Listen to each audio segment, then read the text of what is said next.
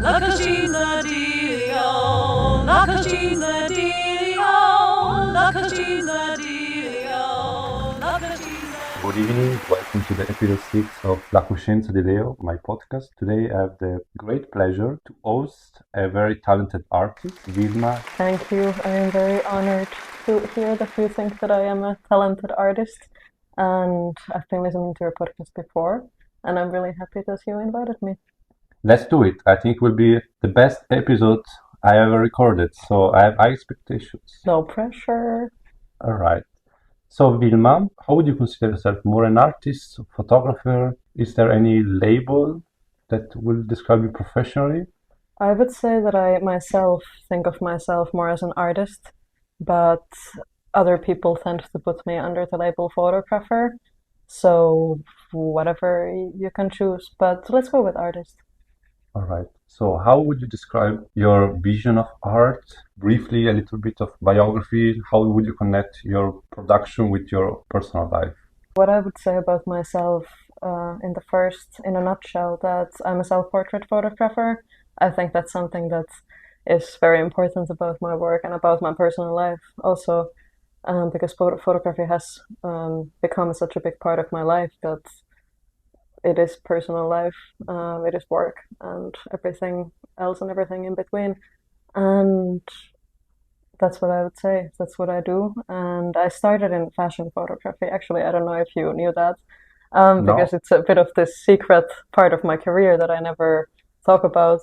you And started as a fashion photographer. yes, or I never made it really far as a fashion photographer because it was the first thing that I did. I wasn't really networked, I wasn't connected, I didn't have any big clients or anything like that. It was more of a hobby at a time. And before COVID, I started doing more conceptualized art. I also started studying photography at the same time, which might have affected that. But I started doing still life portraits and more conceptualized portraits of people.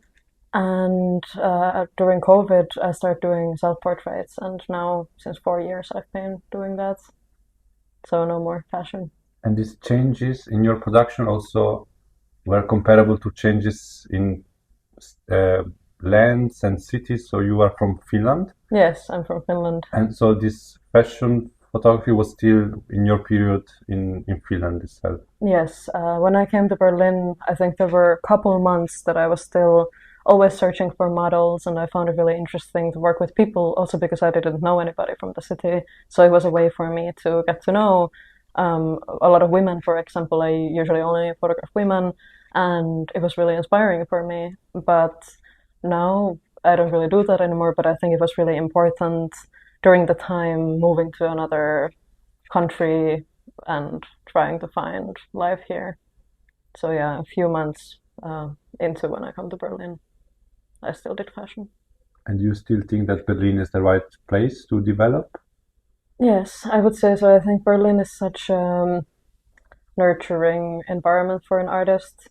You are able to surround yourself with people who do arts, and for somehow I got so lucky that most of the people who I love, most of the people who are in my friend circle, they are all doing something similar to me, and it's so incredibly valuable. And I'm just so happy that it happened. I wasn't looking for these people knowingly that I will be very happy surrounded by them, but they just somehow. And it was something new because in Finland you were not surrounded by people who has the same instinct to create and be an artist itself, or No, you also met some maybe schoolmates that you were sharing also this passion with. I think it used to be more of a secret. To be completely honest, when I still lived in Finland, it was just my friends who were with me since I was 6 years old, and my family, of course, and they were always incredibly supportive, which is also not something to take for granted. But it was always this weird thing that I kind of kept hidden. I never talked about it. I did it when I was alone, and when I started doing fashion, it was still something so not artistic because it was seen more as, especially in my circle at a time, it was seen as something more like taking portraits but not doing art. So yeah, it was really different at a time. but still there was a lot of support, so I'm happy about that. And you decide to choose photography as the main medium to express yourself at first, or before you were painting or writing, and then eventually you moved to photography? I think I was always a really mediocre kid. I wasn't some child who was doing marvelous paintings when I was 5 years old. Like I didn't really have any passions. I didn't have really any hobbies. I was one of those people that you do something for a month, you get bored, and then you do something else. But yeah, I always did something artistic, but photography was the only thing that I did seriously, and the only thing that I really enjoyed in life. Thank you. And so, did someone help you to develop your own vision back from the early stages of that until now, or it was a self process that you discovered by yourself? I think this question is super interesting to start with and incredibly difficult to answer because I see it as a process that I did by myself because the biggest inspiration for me was time. And it might sound strange that my inspiration is time, but during COVID, I was able to have so much of it. And I think for an artist, having time to create, having time to find yourself is so important.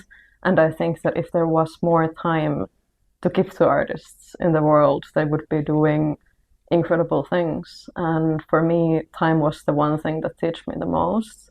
And solitude, of course, and being alone and just trying to figure out who I am because that was my art is very connected to mental health and topics of emotions and growing up and being a young woman who is somewhere in between a child and an adult, and that's one of my main inspirations, and time is so connected to that. So but I don't want to say that I did it myself because I don't think it's so simple. And I think there are people who influence you even without knowing that they do. And of course, everyone who has been in my life has made me the person I am today.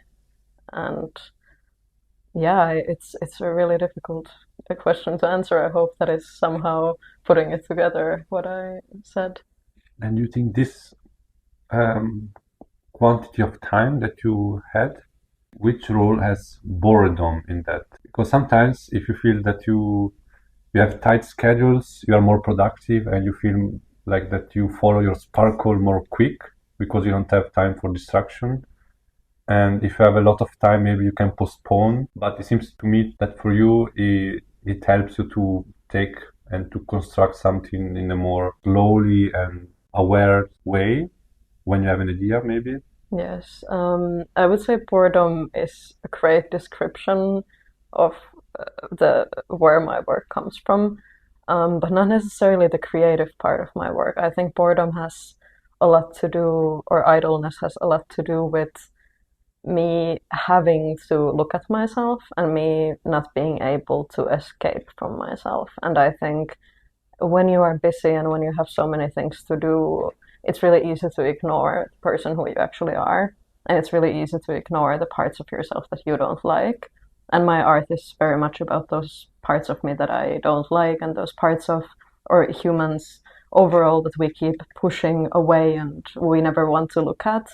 But when you are bored or alone or you simply just can't escape from yourself, I think it's a really pure form of inspiration. And I think that's pretty much about it. And so for you, creating these artworks was a kind of purification and make these sides that you don't like something outside from you. What do you want to provoke in the viewer? I think that's really well said, that putting them outside of yourself, because I think when I started creating self-portraits, it started as that.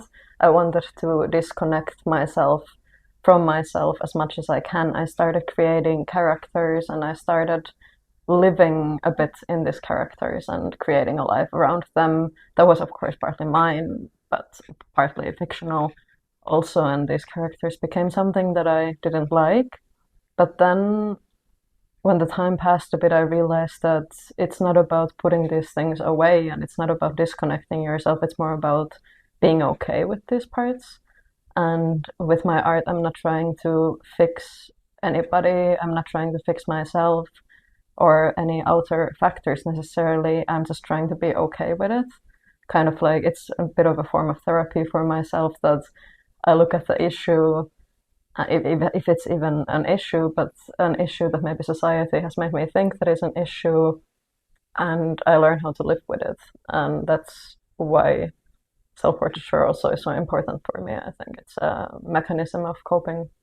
And I've noticed that in most of your production, there is also this kind of humorous, grotesque perspective of viewing these things. I think humor is, for me personally, it's the most important thing when it comes to art, because I think that especially while making stories about things that are very difficult for me, putting a bit of humor, even laughing about it. Sometimes when I've shown my work to people, they smile or they might laugh at it or they have this very amused look on their face, and I love this reaction because it is not something to be taken so seriously.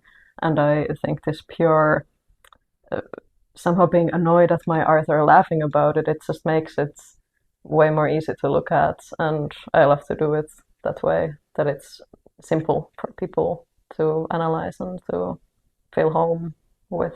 And how do you cope with this perception that your artwork are not under your control anymore? That the viewer can see whatever they feel, and every viewer has a different background, a different imaginary, so they can see everything that maybe is completely opposite of what you were planning to show. I think it's one of the best parts. It's so interesting because sometimes I don't know what I'm doing myself. There are so many photographs that I've created that I don't know why I created them. I don't really know what they are about. And then sometimes maybe a person comes to me with a clear story, what they think that happened, and I might even think that they are right, because sometimes I don't think that we as people know ourselves that well, and I think we can be incredibly wrong about our emotions, and we can be very wrong about how we think that things are supposed to be. And sometimes a complete stranger might be correct about how your life is and how your life was and how's your past and future. And it's so interesting to me. So according to that, which are the most common compliments that you receive from a viewer? I think I have to be completely honest with this. The most compliments are the ones that I think people are sometimes a bit afraid of commenting my artwork because they know that it's about my mental health. It's about a lot of issues that I'm going through, and I think there's a lot of boundaries, and people usually comment on things that I keep obvious in a way, which are a very high usage of vibrant colors and composition. I get a lot of nice comments about the composition and the colors, and sometimes about the costumes, for example. I use a lot of costumes in my photos, and I think these are all things that it's incredibly nice to get this feedback, but I think it doesn't go to the core of what I'm trying to do because there is this distraction. But at the same time, it's so ironic in a way because I create this distraction myself to make the work appealing to people. And it's a really like a circle that it's spinning around, and I don't really know how to grasp it because I don't want to change the way I create, but I wish that people would see further than just the beautiful colors and just the nice composition and the costumes. But I think these are the most common compliments that I still receive.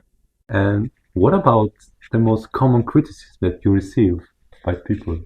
I think the common criticism is something about using Photoshop, because some of these vibrant colors that I mentioned earlier are done by Photoshop. I add color into my photos afterwards, and I think that especially there's analog people who are not so into that, and I think that's one of the first, like, did you use Photoshop, and why did you do this, and why did you do it in that way? And there's this technical factors that sometimes people criticize.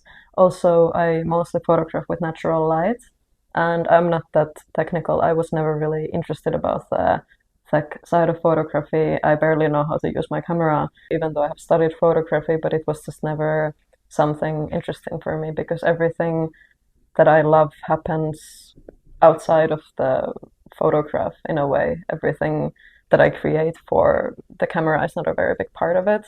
And that's a very common criticism that I also receive, that this is not technically perfect. And for me, it just doesn't really matter that much. So usually the feedback from the viewer does affect you somehow. Yeah, I think like that, that it doesn't affect so much. But of course, I never think that we are ready. And I don't think my photographs are, of course, they are not in the perfect level of what I want to be. I have not achieved the person who I am yet, and I probably never will. So, of course, whenever there is positive criticism, I always take it seriously. I don't think that I would be in that position that my work is somehow already there and the criticism doesn't matter. I think it matters a lot, and I would prefer criticism over compliments. And because I want to grow and I want to be taught. And I think you asked for 3 criticisms, right? Yes, we need to find still one probably. Yeah, I think there is a third one actually that has occurred to me a lot lately, because I think it's also one of my fears, and there is a lot of conversation around narcissism and a lot of conversation around narcissism and self-portraiture, and critique about why do self-portrait photographers do this. And I think that's a very common misbelief that we would do it because we just love ourselves so much that we want everybody to look at us, and I think it's actually completely the opposite. I think, at least from my own perspective, I think it's about insecurity, and I think I do it because I am insecure and I am afraid, and all many things that are obstacles in my personal life. But I think it's a really interesting question. I think it's a really interesting criticism because I don't really know the complete answer to it. And it's something that I love to discuss about, but it's always something that really hits me hard when somebody throws the "are you narcissistic because you want to take photos of yourself?" It's a really difficult criticism for me. Yeah, like is it hard for you to, because you're really in this project, in this production, you are 360 degrees. You have the full responsibility, the full freedom to manage this. So is it hard maybe to not take it as a personal attack, maybe sometimes to split your own personality, your own self as a person, not as an artist? Yeah, it is actually really difficult. I think I have done a lot of work to distance myself from the photographs, and it's really easy for me to think that this is not me in the photograph. But it's interesting because most times, let's say somebody comes to my exhibition, they don't necessarily know that they are self-portraits. And the most interesting comments start then, because there has been a lot of discussion about the body in the work, or the bodies in the work. And that's, I think, the most difficult part for me. That if somebody, let's say, comments on how I look in the photograph or the position, and especially if there is, because my world as a photographer tackles so much vulnerability, and there's, for example, a lot of, this has nothing to do necessarily with what I just said, but there's a lot of nudity in my artwork, and when people comment on my nude body, of course, it's more difficult than they would comment on my body when I have clothes on. And those are things that I think, especially in the beginning, were really difficult for me, but now it's something that I've learned to, I look at it from a different perspective, that it's not so much about my body. It is a body that is in the photograph, but it's not mine, really. But at the same time, I'm still very comfortable with it, but at the same time, I'm not. Yeah, it's difficult to explain, but do you feel that in Berlin, especially, as you said, is a very nurturing city and really vibrant city of art? yeah. And how do you see yourself in comparison with so many artists out there? Do you like to go to exhibitions and get maybe new ideas, or also talk with them and maybe ask advice for your own production, or you try to understand their own vision of art? So if it's something that sometimes you feel that you are in competition with them, or mostly you feel that in a positive way? I think it's only positive. At least in Berlin, it is only positive. It's so incredible that there is always an event that you can go to. There is always an opportunity to meet new artists and their work. And I think the community is so supportive. And especially, I think in my friend group, there is always so much help for the ones who need it. Whenever if I need help, there's always somebody giving a hand, and I try to do the same. And I think having a community like this is the most important thing. And when it comes to competition, it feels really cliche and really general to say this, but I always felt like I was always in competition with myself. And whenever I feel like I might be in competition with somebody else, it comes from a place that maybe I don't have that much going on, or maybe I had an exhibition that wasn't successful, and then I might feel jealous, I might feel envy towards somebody who's doing better than I am. But I know it's still about being okay with yourself. Yeah, because especially for you, you are working full time Yeah. as an artist, so your main focus, so from both creative and also professional life, is about art. Do you maybe sometimes wake up and you feel that you don't want to, maybe you have a deadline and you feel that it's your job to do, but of course with art it's not something that you can just do with the mind off. It's something that you always have to put a kind of spirit inside. So how do you copy with that, between this art for yourself and art as a professional life? I think it has just occurred to me recently how difficult it is. And I think people always say that it is difficult to do art as a full-time artist, and you never understand how difficult it is before you are a full-time artist. I sometimes wake up in the morning in panic, and the first thing in my head is, what the fuck did I do? Why did I do this to myself? Why did I choose this career? It's a completely insane thing to do. But at the same time, it feeds you so much that the positive parts of it eat out the bad parts of it.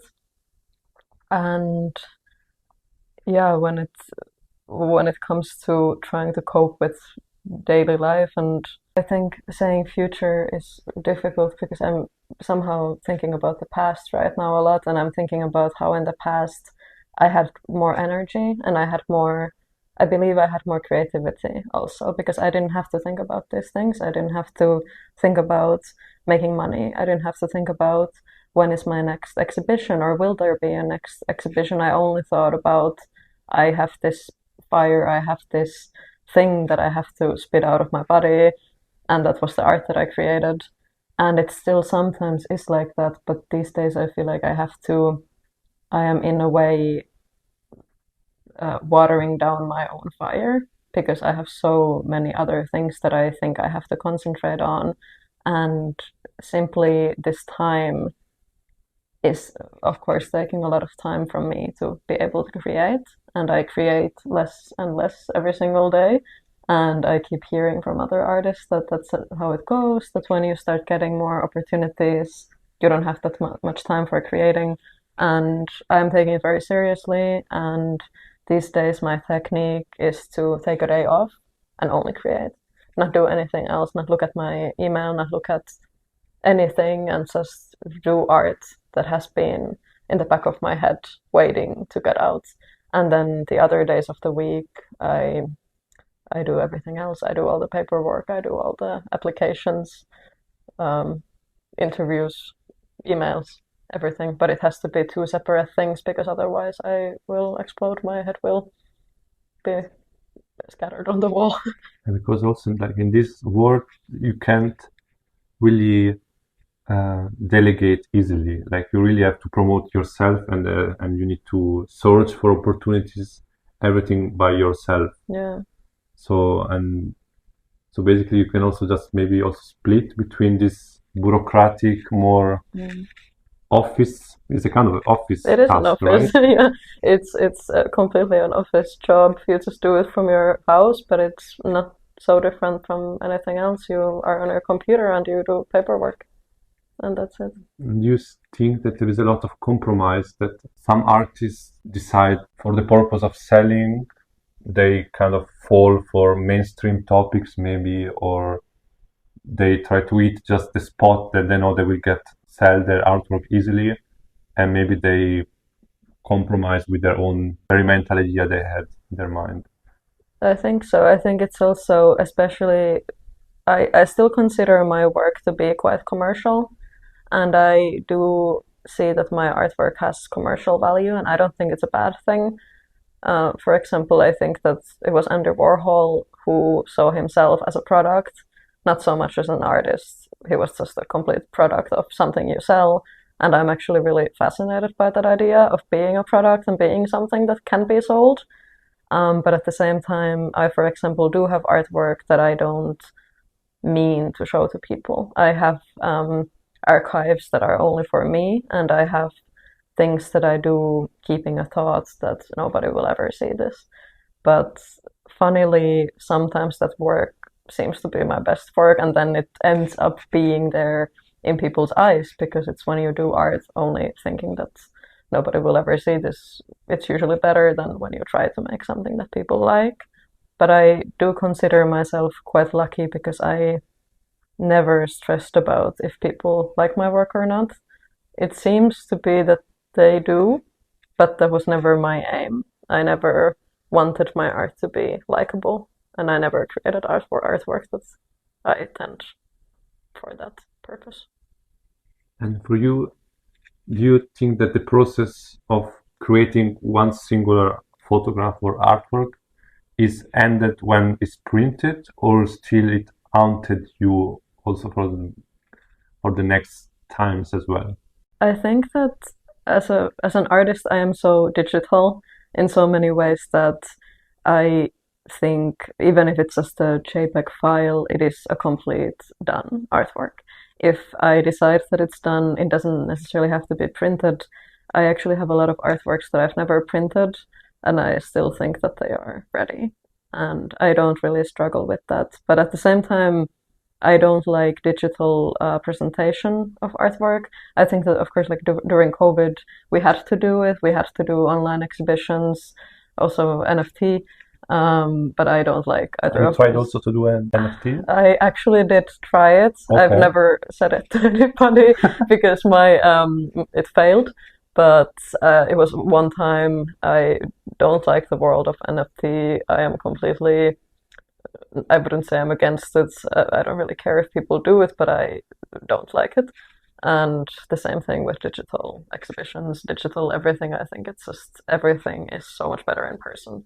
And I know that the reach is larger when you do it online, but I don't care. I just want to talk with humans and have a actual meaningful connection in person.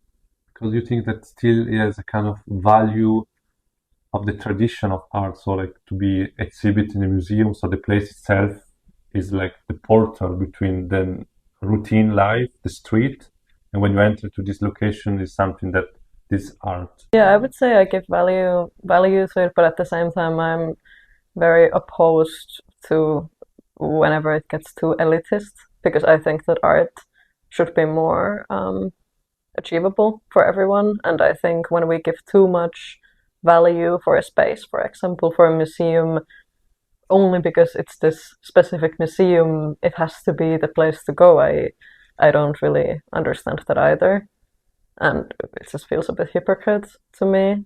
But I do think that the beauty of spaces and the beauty of galleries is to bring people together, and that's something that I root for.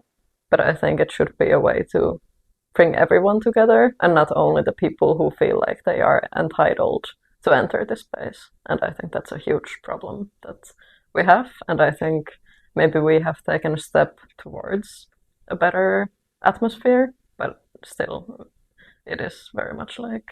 Do you have a particular group of audience that you would like to reach when you do something, or like for you it's universal for every kind of public?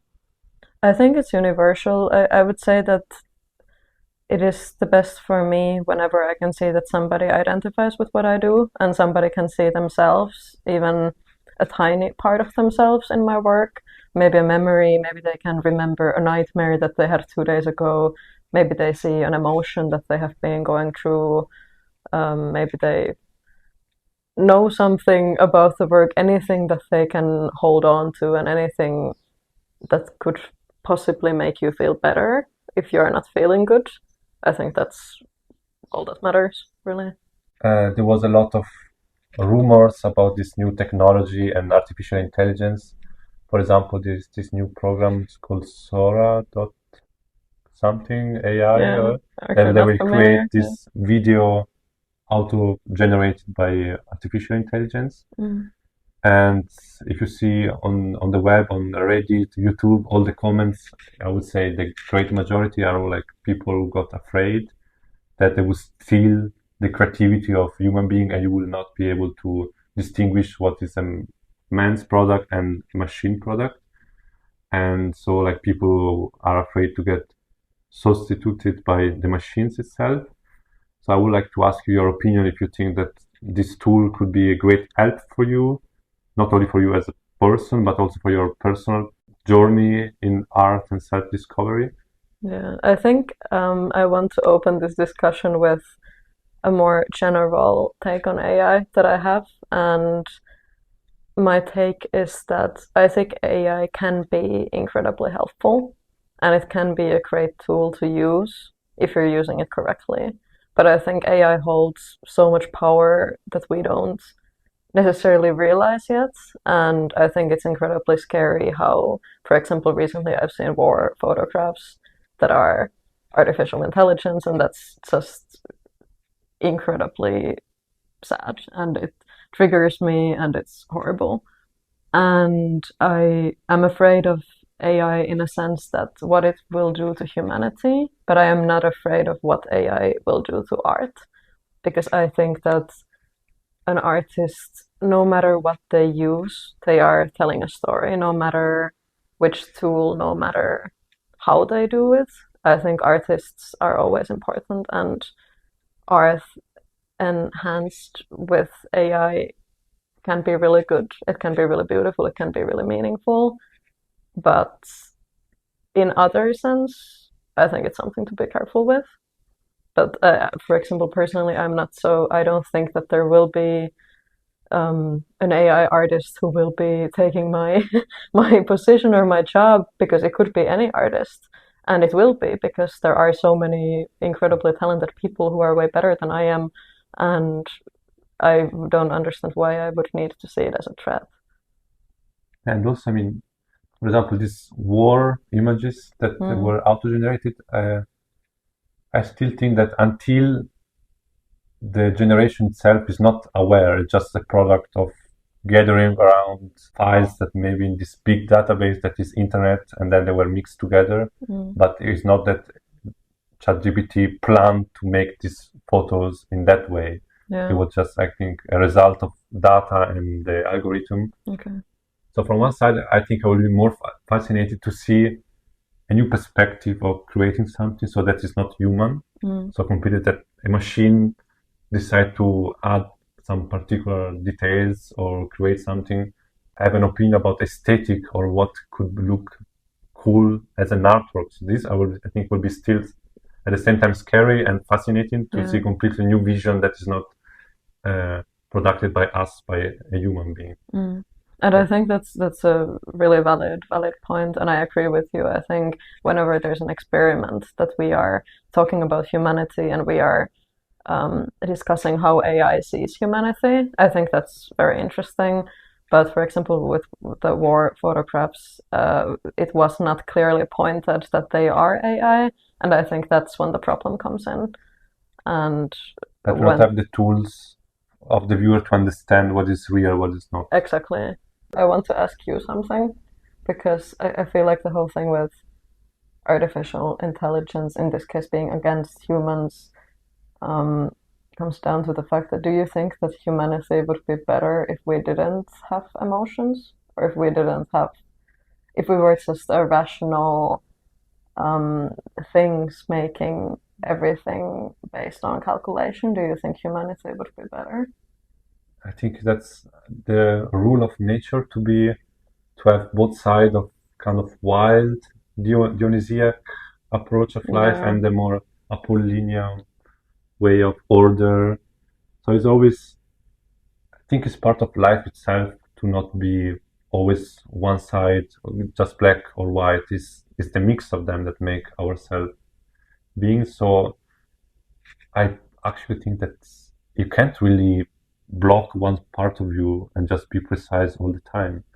I think maybe you can avoid to show it in public, but still inside you have a consciousness, and maybe you have hidden dirty desires that you can't not remove from your essence. Do you agree?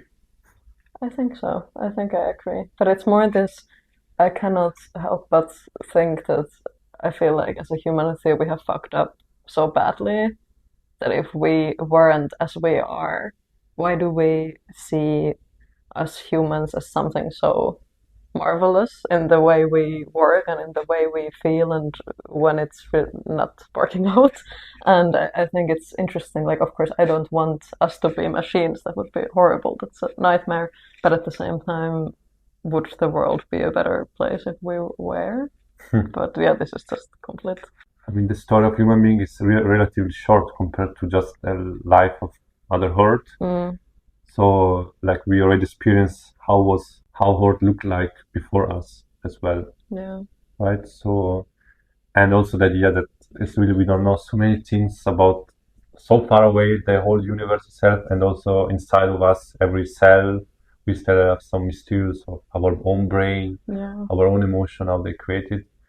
So I think it's still part of ourselves to be limited in this, that we are real in our own compromises, and I would say a kind of luck that we are not perfect, that we are a kind of a mirror of how the reality is around. I would say that also to be limited, to be subjected to time, and to have this circle of life as well, I would say.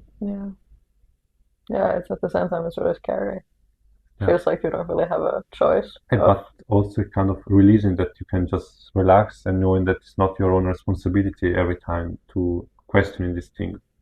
If something happened to you, to understand that the only way you can cope with this is to accept the consequences, and the way you accept some event of your life. You can always try to make the best decision to make some things happen or not, but the possibilities that something can happen that you didn't expect it are so high. Yeah, that is true. And I think it's also one of my favorite sayings that has also become a bit of a life philosophy for me, is that it is not necessarily your fault what happens to you or what happened, but it is your responsibility how you deal with it. And I think that's something that takes me kind of out of bed every single day, that even if something bad happened or even if there were obstacles, it's my responsibility of somehow. And that's also what I do with my art. Back to the professional part of this artificial intelligence question, I would say that still I believe that paradoxically the world of human being with all the imperfection will get more valuable. Like if, for example, you will buy a bag produced just with those cheap materials compared to one handmade, handcrafted with the signature of a own artist. So in the same way, I would say that our own production maybe will get more valuable, like will be more quantified as premium product maybe. So if you have to make a video, you could just type in 10 seconds a script. But if you really want the quality, then you can ask a talented Finnish artist who works since 25 years in this field. So you get more of this kind of quality check that is made by human being and not just by a machine automatically like this. But I do think that there's a part of artificial intelligence that can be both.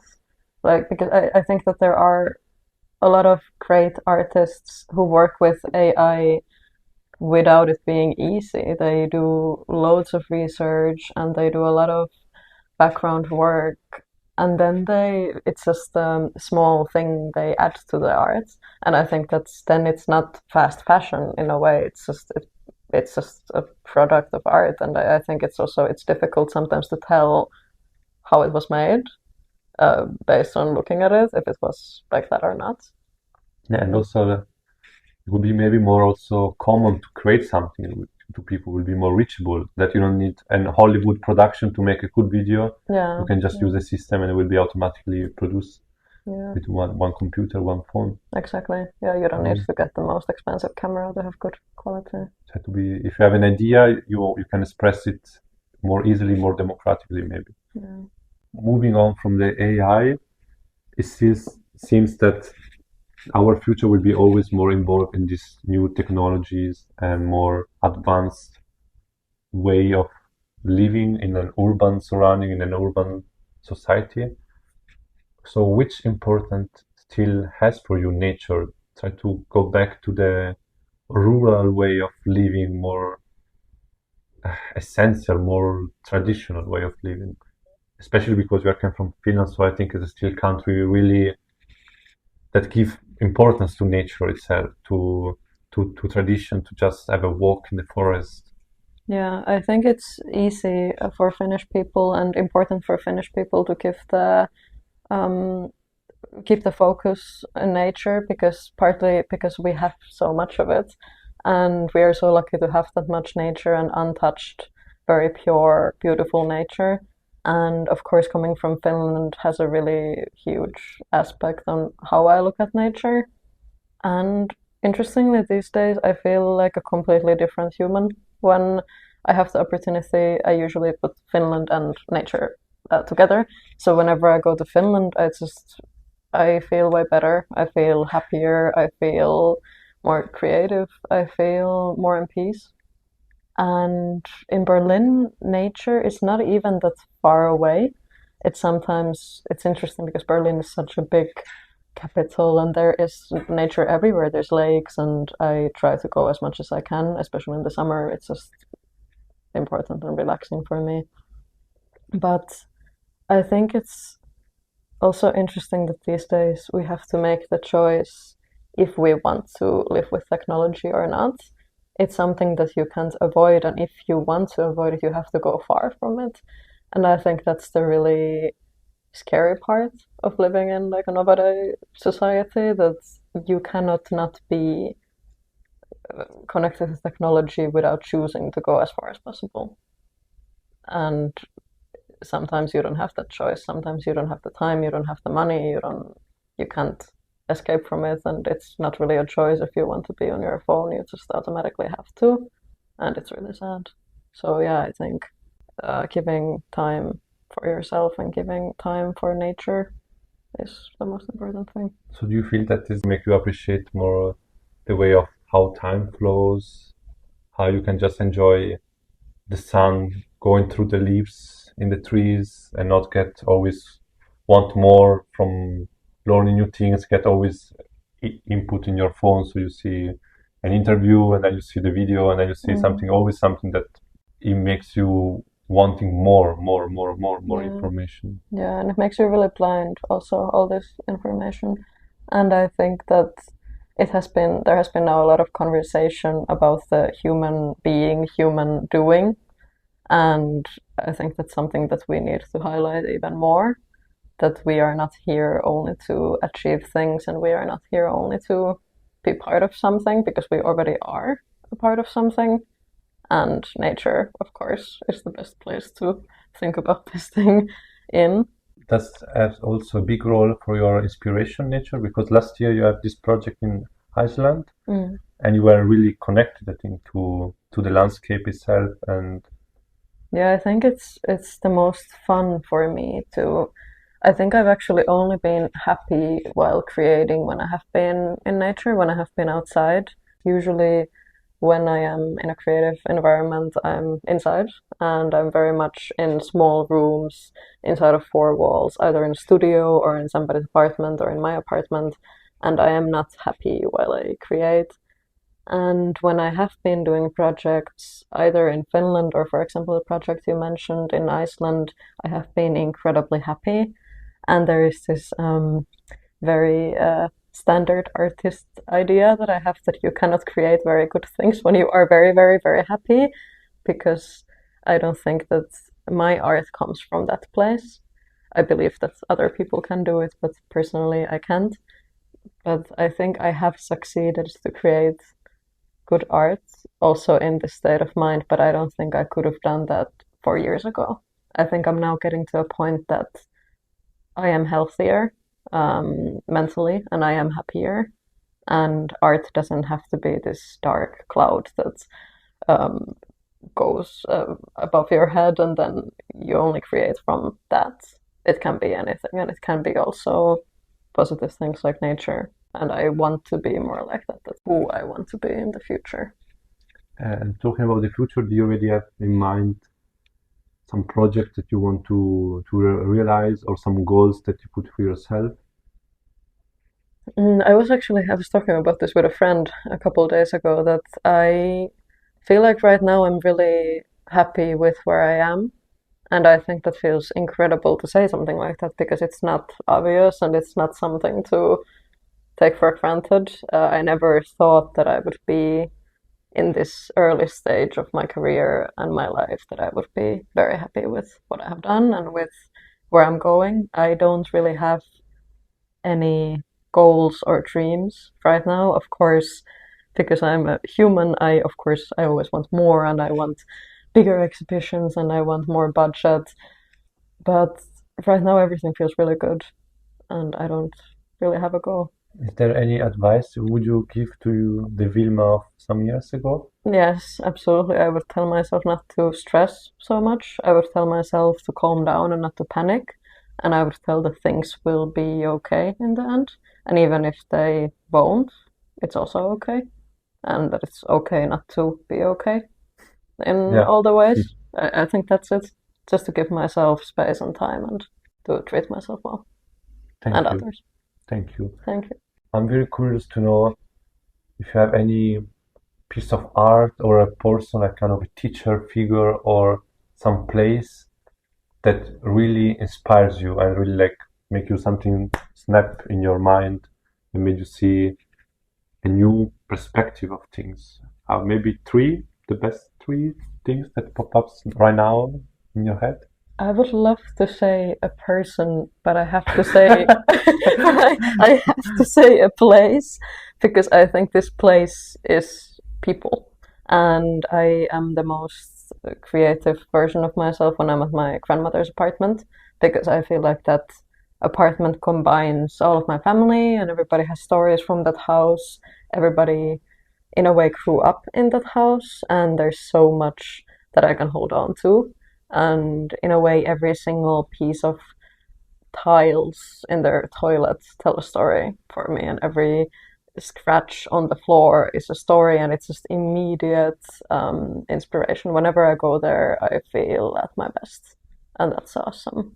But other things, because I think that's the main thing for me. Other Any, than that, Finland in general. okay. Also, like surroundings in Finland, different neighborhoods, warehouses, grocery stores, everything. That's really, I think it's partly because of growing up there, of course, that the places you grow up are the places that inspire you in later life.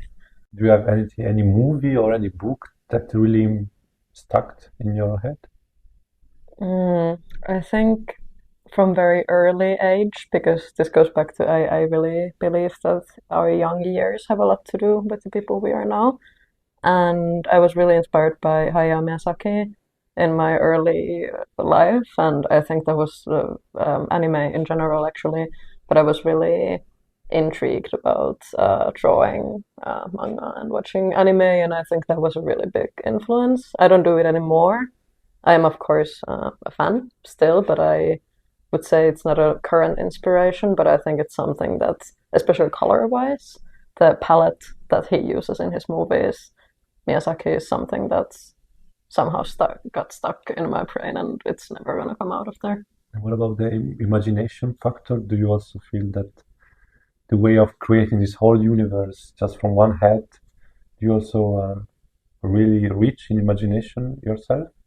I think so. I think imagination, honestly, is a bit of a curse because my imagination is very in control of me, more than I would be in control of it, and it makes me really paranoid, and it makes me really all over the place because it's difficult to concentrate when there's a story in your head coming to life all the time, and it's something that I don't want to escape from, but it was more easy when I was a child and it was allowed to have an imaginary world, and as an adult it's not so easy.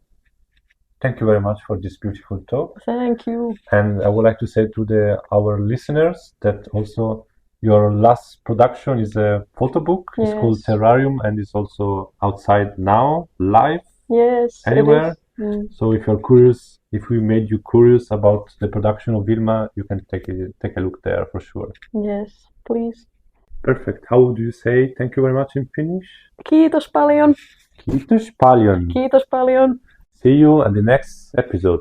Tschüss. Tschüss.